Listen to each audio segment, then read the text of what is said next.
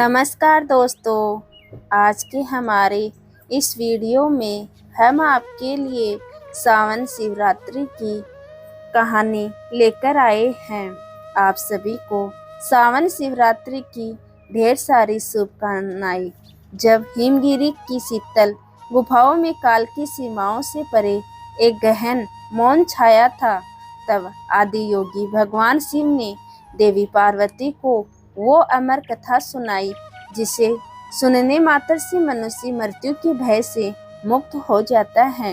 यह कथा कोई साधारण कथा नहीं, बल्कि स्वयं महादेव के अधूरे से निकली परम रहस्यमय कथा है, जिसमें छिपा है सृष्टि का रहस्य, योग का मूल और मोक्ष का मार्ग। सावन शिवरात्रि के इस शुभ अवसर पर जब ब्रह्मांड में शिव तत्व गूंज रहा है, तब हर भक्त को यह अमर कथा अवश्य सुननी चाहिए, क्योंकि यही है वह ज्ञान जो कालजयी है, जो मुक्ति दाता है, जो स्वयं शिव है। तो चलिए एकाग्र मन से भगवान शिव और माता पार्वती के उस दिव्य प्रवेश में करते हैं, जहाँ हर शब्द मोक्ष का द्वार है और हर वाक्य आत्मा को शिवमय बना देता है। एक प्राचीन कथा के अनुसार एक बार भगवान शिव वन विहार के लिए गए हुए थे। तभी देवऋषि नारद कैलाश पर्वत पर पहुंचे और माता पार्वती को प्रणाम करते हुए कहने लगे, नारायण नारायण, हे माते, भगवान भोलेनाथ कहीं दिखाई नहीं दे रहे। तब माता पार्वती ने उत्तर दिया कि देवऋषि, वे अभी वन विहार के लिए गए हुए हैं, कुछ समय बाद आने वाले होंगे। तब देवऋषि नारद ने माता पार्वती से कहा, माता, अगर आपकी आज्ञा हो तो आपसे मैं एक विनती करना चाहता हूँ। माता पार्वती ने कहा, कहो नारद, क्या कहना है।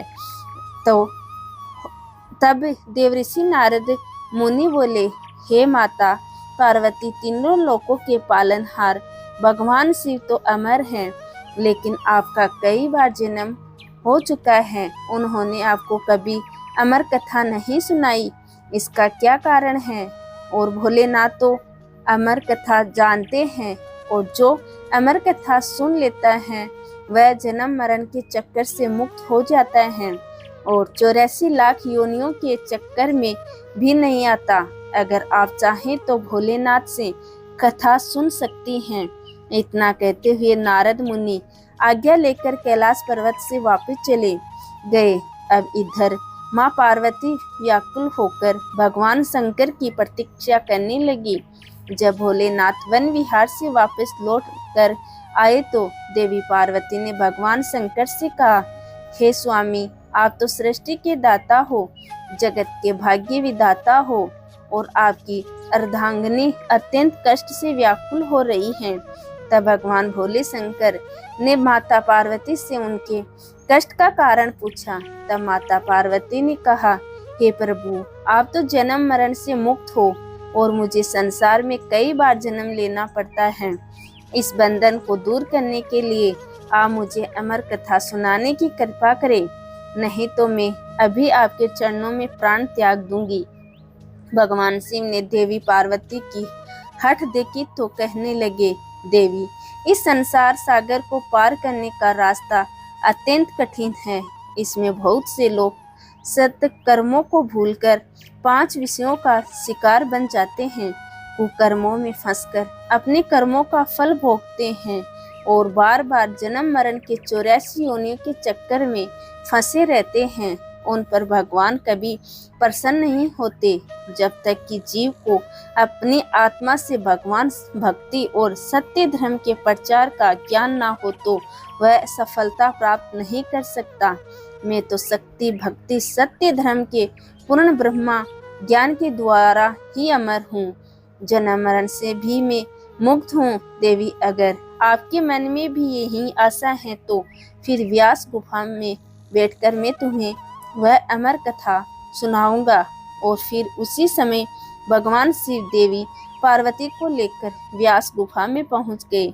जब भगवान शिव ने गुफा में आसन लगाया तो उन्होंने अपनी शक्ति द्वारा कालंगी रुद्र नाम का एक गण प्रकट किया और उसे आज्ञा दी कि गुफा के आसपास एक ऐसी अग्नि प्रकट करो कि जिससे सभी जीवधारी यहाँ से दूर चले जाएं। भगवान शिव की ऐसी आज्ञा पाकर रुद्र ने ऐसा ही किया। जिस स्थान पर भगवान शिव का आसन था उसके पास में ही एक सुक अर्थात तोते का घोंसला था। उस घोंसले में एक अंडा पड़ा हुआ था। उस अंडे पर किसी की भी नजर नहीं पड़ी और ना ही रुद्र अग्नि उसे जला पाई, क्योंकि वह जीवधारी तो अभी उत्पन्न ही नहीं हुआ था। परंतु इसके अलावा जब जीवधारी या तो मृत्यु को प्राप्त हो गए या फिर वहां से दूर चले गए। इसके पश्चात भगवान शिव नेत्र बंद करके एकाग्रित होकर देवी पार्वती को अमर कथा सुनाने लगे। अमर कथा की शक्ति के द्वारा उस अंडे से एक जीव प्रकट हो गया और इधर अमर कथा सुनते सुनते देवी पार्वती को निंद्रा आ गई। अब देवी पार्वती के स्थान पर वह सूप पक्षी अमर कथा सुनकर हुंकारा भरने लगा। अमर कथा जब संपूर्ण हुई तब भगवान शिव ने नेत्र खोले और देवी पार्वती जी से पूछा, क्या आपने अब अमर कथा सुन ली? क्या अब भी आपके मन में कोई शंका है? तब देवी पार्वती ने हाथ जोड़कर क्षमा मांगते हुए भगवान शिव से कहा, हे प्रभु, मुझे क्षमा कीजिए, मैंने अमर कथा पूरी नहीं सुनी। तब भोलेनाथ ने पूछा, तो फिर हुंकारा कौन दे रहा था? देवी पार्वती जी ने कहा, मुझे नहीं पता। तब भगवान शिव ने इधर उधर देखा तो उन्होंने सूक्ष्म ही नजर आया जो कि प्रभु को देखते ही उड़ गया। तब भगवान शिव उस पक्षी को मारने पीछे दौड़े। वह सुख पक्षी उड़ता उड़ता तीनों लोकों में गया, परंतु उसे कहीं भी जगह नहीं मिली। उस समय श्री वेदव्यास जी की धर्मपत्नी अपनी कुटिया के आंगन में सिर के बालों को सुखाते हुए जमाई ले रही थी। तभी वह शुभ पक्षी उनके मुख के द्वारा उनके उदर में प्रवेश कर गया। भोलेनाथ रूप बदलकर वहां पहुंचे और जाकर उन्होंने ऋषि की पत्नी से कहा, देवी लाओ हमारा पक्षी वापस करो। ऋषि पत्नी ने कहा, महाराज देख लो, हमारे पास तो कोई पक्षी नहीं है। तब भगवान शिव कहने लगे, वह पक्षी जो अभी अभी तुम्हारे पास आया है और अभी भी तुम्हारे पास है, सिर्फ अपना स्वरूप बदलने के लिए वह तुम्हारे गर्भ में आलोक हो गया है। जब ऋषि पत्नी नहीं मानी तब भगवान शिव ने वेद व्यास जी से कहा कि आपकी पत्नी के मुख द्वारा हमारा पक्षी इनके पेट में चला गया है। आप अपनी पत्नी से पूछ लो उसके पेट में हमारा पक्षी गया है कि नहीं। तब वेद व्यास जी ने अपनी पत्नी से पूछा कि तुम्हारे पेट में कोई पक्षी गया है क्या? व्यास मुनि की पत्नी कहने लगी, नहीं, मैंने तो किसी भी पक्षी को नहीं देखा, लेकिन प्रभु ऐसा अनुभव होता है कि जैसे कोई जीव मेरे पेट में है। व्यास मुनि ने प्रभु से प्रार्थना की, हे महाराज, आपका वचन तो सत्य है, परंतु स्त्री के गर्भ से ये पक्षी भला कैसे निकल सकता है? इसका तो बस एक ही उपाय है कि इस स्त्री को मारकर उसके पेट से पक्षी को निकाल लिया जाए। भगवान शिव कहने लगे, इतनी सी बात के लिए भला स्त्री को मारने की क्या आवश्यकता है? इस नादान स्त्री पर तो हमें बहुत तरस आ रहा है। हमें तो उस शैतान पक्षी पर क्रोध आ रहा है जो अपना स्वरूप बदलने के लिए इस बेचारी स्त्री के गर्भ में आलोक हो गया है। जब वह बाहर आएगा तब हम उसे मार देंगे। व्यास मुनि कहने लगे, हे महाराज, इसका क्या उपाय है?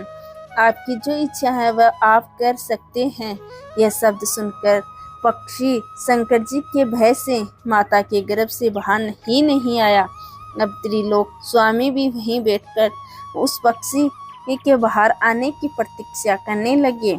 जब भगवान शिव प्रतीक्षा कर रहे थे तब संसार के सभी कार्य भी रुक गए और इस प्रकार तीनों लोकों में हाहाकार मच गया। अब देवी देवता विचार विमर्श करने लगे कि भगवान शंकर को कैसे वापस लाया जाए।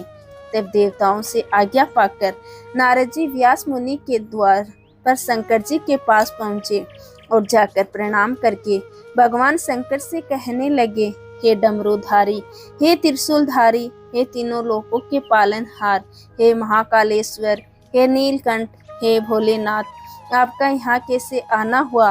तब शंकर जी कहने लगे, नारद जी, यह समस्या आपकी ही पैदा की हुई है और आप मुझे ही पूछ रहे हैं। उस पक्षी व्यास मुनि की पत्नी के गर्भ में अलफ हो गया है। जब वह बाहर आएगा तब मैं उसे मारकर ही वापस आऊंगा।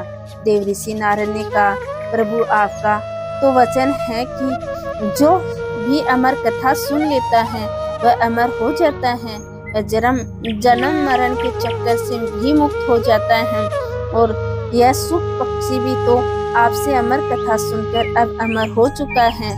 सो अब यह आपके भय से माता के गर्भ से बाहर भी नहीं आ रहा है और बेचारी स्त्री को भी कष्ट दे रहा है।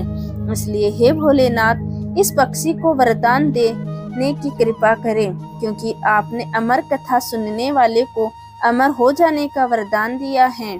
और यदि आप इस सुख पक्षी को मार देंगे तो आपकी अमर कथा भी झूठी हो जाएगी।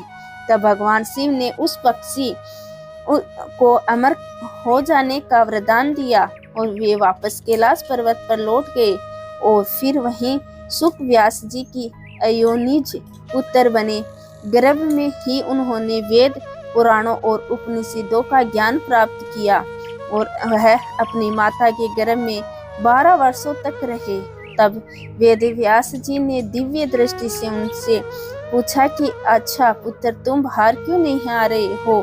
तब वे बोले, मैं माया के प्रभाव में कहीं पड़ न जाऊं, इसलिए मैं बाहर नहीं आना चाहता।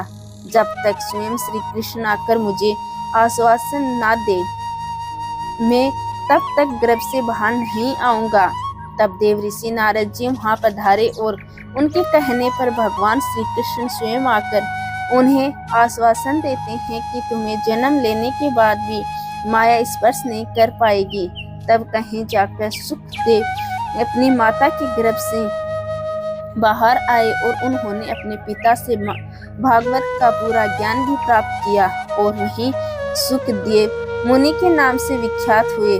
अमर कथा की एक और कथा प्रचलित है जो कि भगवान शिव और अमरनाथ गुफा से जुड़ी हुई है। माना जाता है कि अमरनाथ गुफा में कबूतर का जोड़ा रहता है जो आज भी अजर अमर है, क्योंकि उस कबूतर के जोड़े ने भगवान शिव के मुख से अमृत कथा का रसपान किया था, जिसे एक समय देवी पार्वती के पूछने पर भगवान शिव ने उन्हें सुनाया था। तो आइए अब सुनते हैं भगवान शिव और देवी पार्वती के बीच संवाद की है अमर कथा। अमरनाथ गुफा से जुड़ी एक पौराणिक मान्यता है कि भगवान शिव ने देवी पार्वती को इस गुफा में एक ऐसी कथा सुनाई थी जिसमें अमरनाथ की यात्रा और उसके मार्ग में आने वाले अनेक स्थलों का वर्णन था। यह कथा कालांतर में अमर कथा नाम से विख्यात हुई। कहा जाता है कि एक बार देवी पार्वती ने महादेव से पूछा कि प्रभु, ऐसा क्यों है कि आप अजर अमर हैं और आपकी गर्दन में पड़ी नरमुंड की माला का रहस्य क्या है? इस पर महादेव ने देवी पार्वती के प्रश्न का उत्तर देना उस समय उचित नहीं समझा, इसलिए उन्होंने उस बात को टालने की कोशिश की। लेकिन देवी पार्वती की लगातार जिद के कारण इस रहस्य को बताना भोलेनाथ ने स्वीकार किया। कहते हैं इस रहस्य को बताने के लिए भगवान शिव को एकांत जगह की आवश्यकता थी, जिसकी खोज करते करते वे देवी पार्वती को लेकर आगे बढ़ते चले गए। गुप्त स्थान की तलाश में महादेव ने पहले अपनी वाहन नंदी को सबसे पहले छोड़ा। नंदी जिस जगह पर छूटा उसे ही पहलगाम कहा जाने लगा, जहाँ से अमरनाथ यात्रा शुरू होती है। वहाँ से कुछ आगे जाने पर शिव जी ने अपने माथे से चंद्रमा को अलग कर दिया। जिस जगह पर उन्होंने चंद्रमा को छोड़ा वह जगह चंदनवाड़ी कहलाती है। इसके बाद भगवान शिव ने गंगा जी को पंचतरणी में और गले के सांपों को शेषनाग पर छोड़ दिया, जिस कारण इस पड़ाव का नाम शेषनाग पड़ गया। अमरनाथ यात्रा का अगला पड़ाव गणेश टोप है। मान्यता है कि इस स्थान पर भगवान शिव ने अपने पुत्र गणेश को छोड़ा था। इस प्रकार इन सभी को पीछे छोड़ने के बाद भगवान शिव ने देवी पार्वती के साथ उस गुफा में प्रवेश किया और कोई भी तीसरा प्राणी इसमें प्रवेश ना कर पाए। इसके लिए भगवान शिव ने गुफा के चारों ओर अग्नि को प्रज्वलित कर दिया। इसके बाद महादेव ने जीवन के उस गढ़ रहस्यों की कथा शुरू कर दी। कहते हैं कथा सुनते सुनते देवी पार्वती को निंद्रा आ गई थी। उस समय वो कथा वहाँ 2 सफेद कबूतर भी सुन रहे थे। जब कथा समाप्त हुई और भगवान शिव का ध्यान माता पार्वती पर गया तो उन्होंने देवी पार्वती को सोया हुआ पाया और महादेव की दृष्टि उन दोनों कबूतरों पर पड़ी। दरअसल वे दोनों कबूतर उससे पहले वहां पर उपस्थित एक घोंसले में पड़े हुए थे जो कि अंडे के रूप में थे। इसी बीच अंडे फूटे और उसमें से 2 नन्हे नन्हे कबूतर निकल आए और उन्हीं कबूतरों ने भगवान शिव के द्वारा सुनाई गई कथा का श्रवण कर लिया था। और जब कथा के बीच में देवी पार्वती सो गई थी तब उन्हीं की जगह पर वे दोनों कबूतरों की हुंकारा भर रहे थे। यह बात जानकर महादेव को उन पर बड़ा क्रोध आया। वे उन्होंने मारने के लिए दौड़े पर वे दोनों कबूतर स्वयं ही महादेव के पास आकर बोले, हे महादेव, अगर आपने हमें मार दिया तो आपकी अमर कथा तो झूठी हो जाएगी, क्योंकि हमने तो आपकी अमर कथा सुन ली है। कहते हैं कि इस पर महादेव ने उन कबूतरों को वरदान दिया कि वह सदैव उसी स्थान पर भगवान शिव और देवी पार्वती के प्रतीक के रूप में रहेंगे। तभी से मान्यता है कि अमरनाथ गुफा में मौजूद कबूतरों का जोड़ा भगवान शिव और देवी पार्वती के प्रतीक के रूप में आज भी विद्यमान है। जब पार्वती ने भगवान शिव की है दिव्य कथा सुनी तो उन्होंने हाथ जोड़कर कहा, हे नाथ, ये केवल एक कथा ही नहीं बल्कि आपकी करुणा की अमर गाथा है। क्या यह यहीं समाप्त हो जाएगी? तब महादेव शांत भाव से मुस्कुराए और कहने लगे, हे देवी, यह कथा काल से परी है। यह उस हर हृदय की है जो सावन की शिवरात्रि पर सच्चे भाव से मेरा स्मरण करता है। जब कलयुग का अंधकार गहराएगा और लोग दिखावे की पूजा में उलझ जाएंगे, तब भी कुछ ऐसे होंगे जो प्रेम से ओम नमः शिवाय जपेंगे। उनके लिए यह कथा दीप बनकर उनके जीवन के अंधकार को हर लेगी। सावन की वह रात्रि जब जल बल बेलपत्र और मन की शुद्धता से कोई मुझे पुकारेगा तो मैं स्वयं उसकी सुनूंगा, चाहे वह कोई भी हो। इस कथा को जो श्रद्धा से सुनेगा वह मेरे लोक की और अग्रसर होगा, पाप मुक्त होगा और जन्मों के बंधनों से मुक्त हो जाएगा। देवी, यह कथा अब मेरी नहीं, उन आत्माओं की है जो प्रेम, आस्था और विश्वास के साथ मुझे अपनाते हैं। इस प्रकार अमर कथा एक वचन बनकर शिव भक्तों को आशीर्वाद देती है कि अगर भक्ति सच्ची हो तो भगवान स्वयं निकट आ जाते हैं। तो ये थी आज की कथा। आपको ये कथा कैसी लगी कमेंट करके जरूर बताएं और साथ ही साथ मेरे चैनल जतिन लाइफ स्टाइल को सब्सक्राइब करना ना भूलें। जय भोलेनाथ की, जय माता पार्वती की।